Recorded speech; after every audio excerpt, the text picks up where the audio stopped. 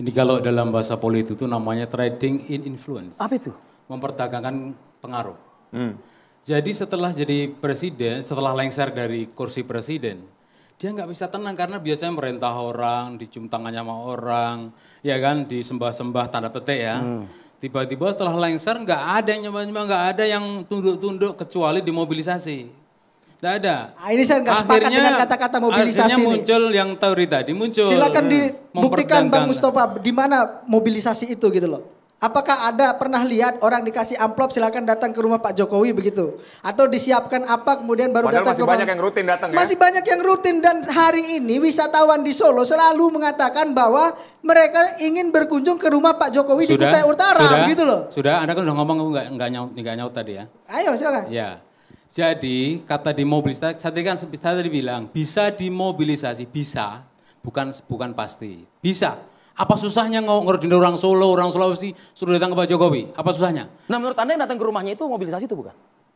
Diduga mobilisasi, dugaan kerasa mobilisasi. Ada potensi ke sana? Ada potensi ke sana. Karena melihat track record Pak Jokowi. Lihat ya, saya... Apa track record beliau? Itu 10 tahun loh, dulu kalau hanya 5 tahun saja, orang mungkin cepat lupa.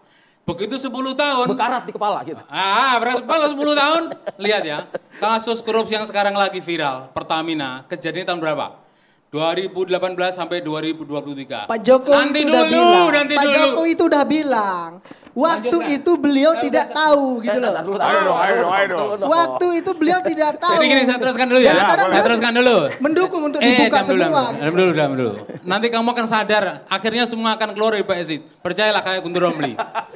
Jadi itu asumsi Anda aja yang begitu. Ya, saya mau asumsi dia. Oke, silakan.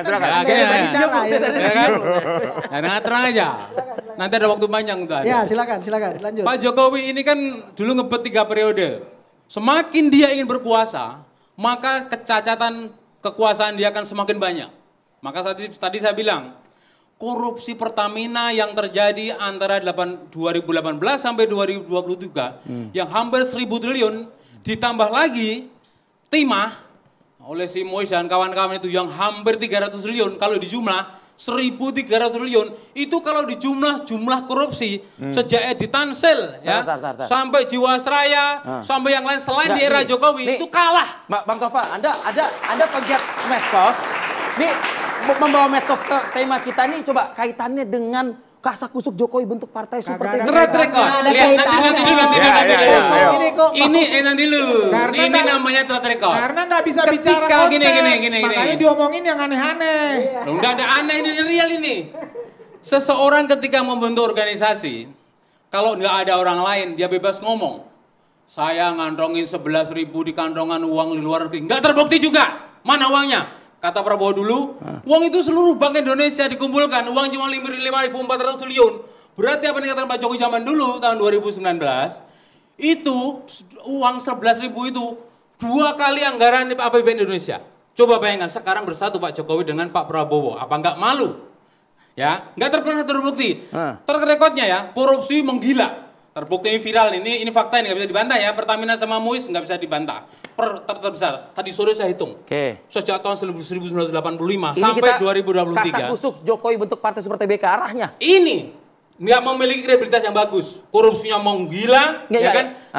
Kekuasaannya banyak. Artinya kalau membentuk partai juga nggak akan seperti juga berdasarkan pengalaman dia. Nggak, tapi apa hubungannya sama Pak Jokowi? Loh, kan dia kan ingin membuat partai itu belum tentu nama TBK itu. Nggak tahu tuh pembisanya siapa. Mana ada partai namanya Super TBK, partai nama partai itu konsepnya. Jadi kalau dia bentuk partai akan sama dengan dia cara memperlakukan PDIP. Nggak memiliki malu. Jadi dia telah merusak patron, merusak pakem politik Indonesia gara-gara kasus anaknya. Merusak patron, pakem politik. Yang merusak ini buktinya di mana? Nanti saya terangkan. Oke, sekarang waktunya habis. Apa buktinya beliau merusak? Beliau ini diberhentikan di situ, ya kan? Oke. Tantangin dulu. Anda berarti nggak paham. Literasinya kurang. Apa yang dirusak? Coba jadi yang disebut pakem politik itu. Jokowi ini ingin merebut PDIP dari Bu Mega? Kan tidak. Siapa yang bilang begitu? Kan kalau merusak kan begitu asumsinya. Enggak. Merusak ekosistem. Enggak, salah. Anda itu halusinasi. Enggak bisa. Yang dirusak itu apa? Apakah Pak Siapa Jokowi yang bilang mau rusak? membubarkan PDIP? Anda halusinasi. Apakah Pak Siapa Jokowi yang mau bilang rusak? membubarkan Enggak. PDIP? Bisa terangin. Zaman beliau Kemudian, menjadi presiden. saya terangin. Saya Iya terangin, kan? diam ya. Apakah beliau mau mendongkel Bu Mega? Iya Enggak, kan? nggak ada yang bilang begitu. Itu Siapa yang halusinasi mau Anda. merusak gitu loh? Saya terangin, Ini saya terangin, diksinya saya terangin. nggak bagus ini. Saya terangin. Ini sudah kebencian personal Silakan, ini Bang merusak Tova. Terangin partai yang pertama. bahasanya kan. Silakan. Jadi Kemudian- dulu, ini nih, diem dulu ya. Ya udah, ya, Nanti dulu, silakan. ya makanya saya tuh nggak ganggu Anda. Dulu Sugeng Saryadi Sindikit mengeluarkan kalimat begini.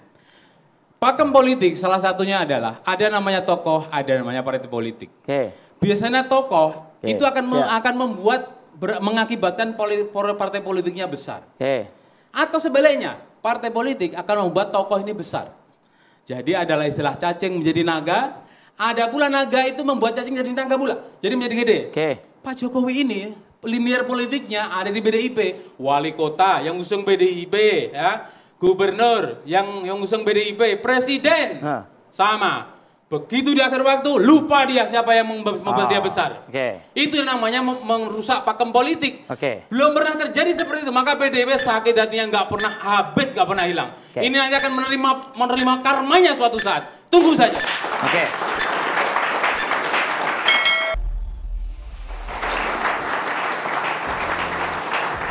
Oke, ini kan tadi menarik ya yang disampaikan Bang Nara ketika mengatakan bahwa apa yang hari ini dilakukan Pak Jokowi terhadap PDIP ini ya merupakan sesuatu yang ada sesuatu melawan, ada antitesa di situ. Makanya Super TBK ini dimunculkan. Setuju dengan itu?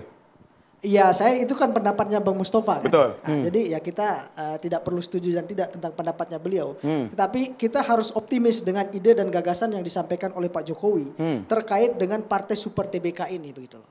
Ketika partai ini nanti mampu terbentuk dan terkhusus kami yang akan menjadi percontohan awal di PSI, kita lihat apakah ada nanti partai-partai lain yang akan mengikuti ini, ya kan? Karena dengan asas keterbukaan, kemudian dengan mekanisme demokrasi yang hidup di dalam, kemudian asas transparansi juga kuat, akan menarik kelompok-kelompok yang hari ini merasa politik ini kotor.